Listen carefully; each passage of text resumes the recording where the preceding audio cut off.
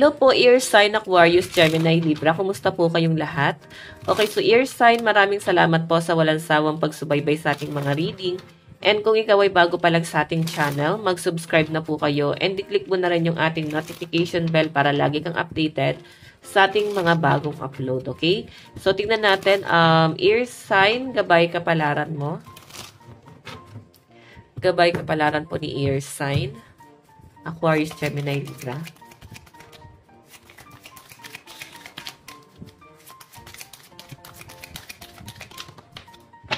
So, Ear Sign, meron tayong Page of Cups. Daydreamer, leading with heart, sensitive. So, ayan, medyo nagiging sensitive daw kayo, Ear Sign.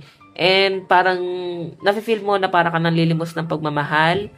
Or parang, kung hindi man patungkol sa love, parang mafe-feel mo lang dito, Ear Sign, na medyo sensitive ka sa lahat ng aspeto. Pwedeng sa relationship mo sa mga kaibigan, pamilya, sa love life. And nakikita ko guys ngayon masyado ka nagiging affected sa mga nararamdaman mo, sa mga nakikita mo. So, yun po yung nakikita ko dito. Kung makita mo guys, daydreamer ka dito. Oh. May mga iniisip ka, may mga pinapangarap ka, inaambisyon. I think parang doon ka lang nakatingin doon, no? Doon ka lang nakatingin sa mga pangarap mo. So, expect mo na parang ngayong araw or sa mga susunod na mga araw, pwedeng nakapokus ka lang doon sa mga bagay na gusto mo mangyari, na pwedeng hindi nangyayari pa. Okay? Hindi mo nakukuha yung mga bagay na gusto mo. Kaya parang wala kang ganang gumalaw, hindi ka masyado na motivate, hindi ka na-inspire. Ayan. So, nahihirapan yung loob mo, no, Ear Sign. Tingnan pa natin. Ear Sign, Aquarius, Gemini, Libra.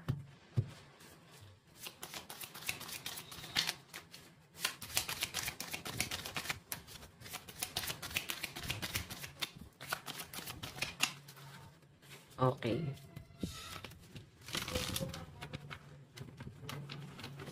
Gabay kapalaran po ni Ear Sign.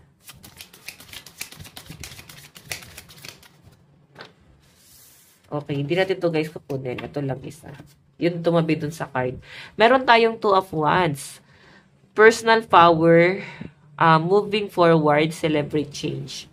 So, nakikita ko guys na parang nagbabago ka na eh. Okay, kung kailan nagbabago ka na, kung kailan nagpo-focus ka na sa buhay mo, kung kailan parang willing ka na baguhin yung mga pwedeng pagkakamali, mga maling nagawa mo noon. So, nasa-sense ko sa inyo guys, parang saka naman guys hindi binibigay sa inyo, no?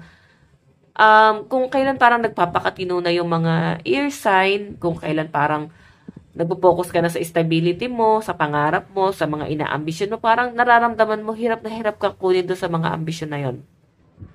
Hirap na hirap kang kunin yung mga inaambisyon mo. Yan po yung nakikita ko rito guys. Okay? So, hayan, Ear Sign, nakikita ko rin sa inyo guys, na parang I think isama mo sa manifestation mo to. Baka may mga magma-manifest daw po ngayong araw. Okay, 15, di ba? Manifestation. And 16, pwede pa yan guys. Habol pa yan.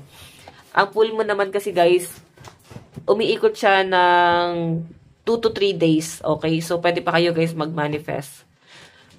So, Two of Wands, ang nakikita ko kasi rito guys, ayan, i-manifest mo yung mga bagay na gusto mong mangyari sa buhay mo.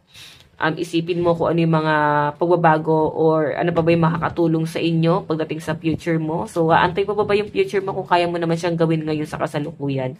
'Di ba? So, sinasabi rito guys, kung gusto mo na pagbabago sa buhay mo, syempre samahan mo rin siya guys ng action, no? Yung manifestation is ano lang yan guys. Makakatulong din siya na pang-alis ng mga blockages mo para mas makapag-focus ka sa mga dapat mong pagtuunan ng pansin. Okay? Tingnan pa po natin.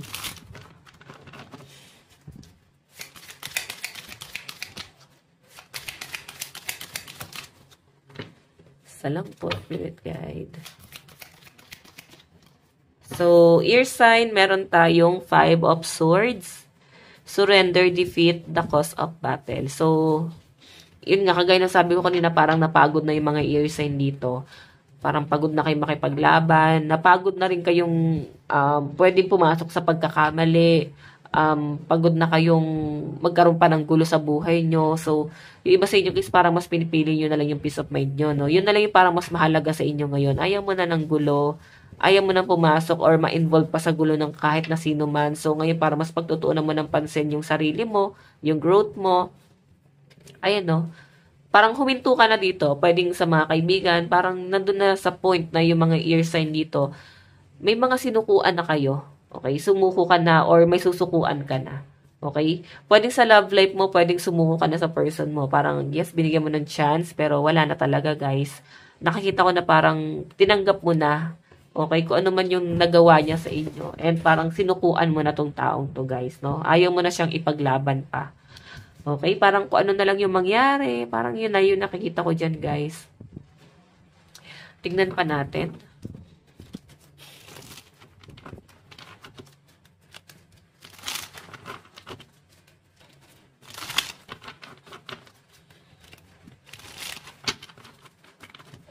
Okay, ear sign.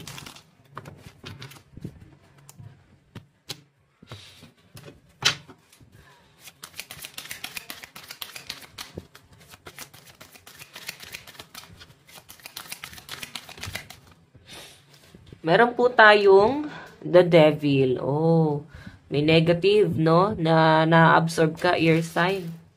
Ayan. May nakikita rin ako dito, guys.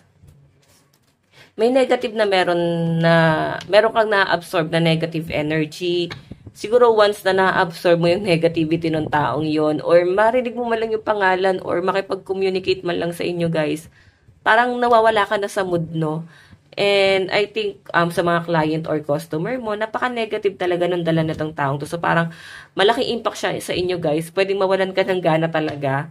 Ayan, no?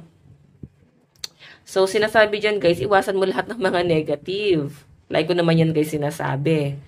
Okay? Especially itong taong to na parang grabe kasi yung nangyari siguro sa buhay din niya.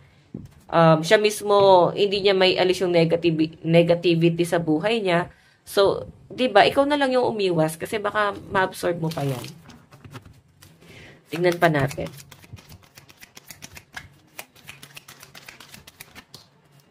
So guys, meron tayong grounded, successful business and empire. So iba sa inyo, guys, ayan, nakikita ko na para bang nagaano lang kayo, nagaantay lang, hindi kayo nagmamadali, pero sinasabi sa akin dito, guys, magkakaroon ka ng magandang empire, no? Makakapag-build ka ng maayos na pamumuhay. And yung iba sa inyo, kung kina-question mo yung pamumuhay mo ngayon, kung may mangyayari pa ba, magiging successful pa ba, or magi-increase ba yung sahod ko? Kasi mapapansin mo talaga na nagkakaroon ng maliit na pagbabago, no? Or sabihin natin malaki kasi yung sahod mo lumiliit or yung kinikita mo lumiliit pwede sa business mo, parang feeling mo palugi or baka nalugi ka. So nakikita ko, guys, paghahanda lang to, parang preparation sa malaking pagbabago para sa inyo. Tignan natin ano bang inyong advice. Meron tayong the silver waterfall. So lucky number mo is 32 and 20. Siguro sinasabi dyan, guys, mag-cleanse ka and mag-manifest ka rin ngayong full moon. Okay, so guys, ayan, lucky number mo 32 and 20. Ito lang po ang inyong reading. Bukas po ulit. God bless and love you all. Bye-bye.